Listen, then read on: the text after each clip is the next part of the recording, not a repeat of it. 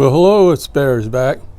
I wanted to do a quick little video for you on making pins and what I've learned for newer pickers. You know, I have this in my vise right now. Most of the pins I usually make are sorry, I didn't mean to bump that. I'm working behind the camera. This is kind of tough here. Are 3mm. Now, if you were doing, now that's mainly Schlage and all that. And you can get these, you can get rods that are 3mm in all lengths and like 100mm lengths, and then you cut them down. And the reason you cut them down, I cut them down, sorry, keep bumping that dang thing, is when you put it in the Dremel, you see it has the room for that thing to go in. So you can pull out just so much to work with, you know, of what you're gonna do. And that way you're not trying to take a regular little pin and stick in there, or part of a old driver pin and stick it in there. You can just do these rods. Now on bottom pins, I only really do the long ones. Now if it's a shorter pin, I might put one serration into it, but that's about it. Okay, now we get the sun coming and all that stuff, so we're gonna see how this works. But yeah, now if you're using, like, if you want to do American or something like that, it's a 332 rod, 2.38mm. I don't play with those much, so usually it's just for your Schlage and your Yale and all that stuff. This all works. Now, one thing is when you use your pins, you're gonna, after you've already cut them, it's going to leave a knob on the end and all that good stuff. So if you use this, let's tighten this down real quick. Try not to tear the camera up, guys. I don't know how loud this is going to be, so hang on to your ears. What I do is I take a flat file, and I just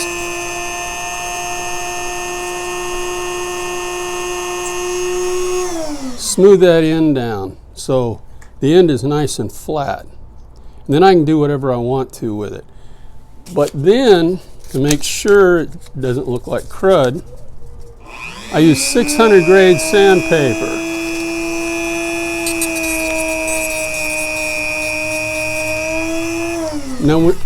Now when you cut into one of these pins, it wants to flare out a little bit, make it fatter wherever you started cutting. So after you get done making your serrations or your cuts, then you want to sand it down again. Because if you don't, you're going to cut it off. You're going to take it and put it in the, and it's not going to go on this cylinder. Okay. Now one of my favorites for serrations is this little saw here. It's made for craft, and it's, you know, not very long, 6 inches, something like that. And the deal, it costs you about $6, and then you can get the 144 piece blades. Sorry again, blades for the deal, and they're only about $6 or something like that. So it's real cheap, and it makes great cuts. Let's see if we can do one. I don't know if you'll be able to see it. I don't know if you'll be able to see it, but we'll see.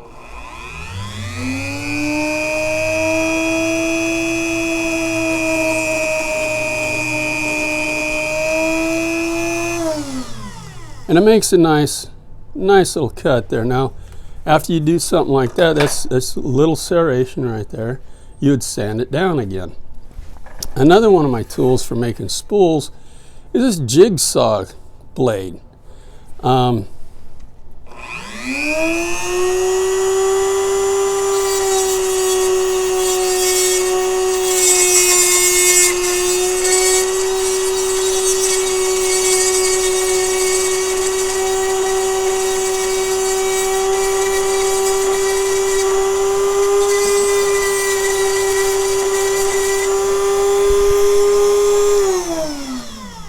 Okay, then you can use a real thin flat file.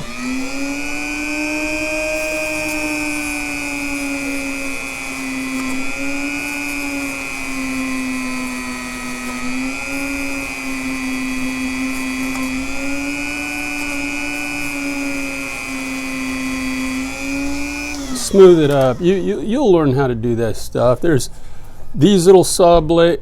Sorry again. These little saw blades that you can use. You can use hacksaw blades. You can use just about anything you want to use. This is another little weird kind of saw blade here. Makes a nice cut. But yeah, just use your imagination and have fun with it. But remember, let's say you made the spool and you want to cut it off right here. Do your initial cut, and then after you do your initial cut, sand it. After you sand it, then finish your cut, because if you don't, it's not going to drop into the cylinder. So that's kind of my advice for doing pins and stuff. Also, you know, to make your pin in pin, you take a drill bit and run it through, and that's your cutoff for your little floating disc, and then you just make a pin. Just make it all flat, small enough for that to go on. And when you do cut those off, you have to use your little round needle file to make it big enough, that little piece big enough to slide on that pin, because it smashes it in when you cut them. So basically, that's my advice for this. Just have fun with it, man. You'll have a blast making pins. I guarantee it. I know it was hard for you to see what I was doing out there without, you know, in that kind of a light situation. But I get up close to it. I had the camera back quite a ways. But this is the kind of stuff you can do with those kind of tools, you know, and give you up closer. Now usually I take these ones, with this first one right here where you see that little knob, that would be turned the other way around when it went down into you know, when it's set inside. It'd go up into the Bible that way with that little knob sticking out at the top. It'd go up into against the spring that way. And you can do your spools, you can do your pin and pins. There's another pin and pin. That's kind of a T-pin little spool, and then another pin and pin, and a serrated and a double kind of like little spool. I mean, you can play with this stuff and you can have a great time doing it, guys. They're fun to do, and then you just work on how you want to put them in your lock and how you want to set them up. So thanks for watching. Stay legal and have fun.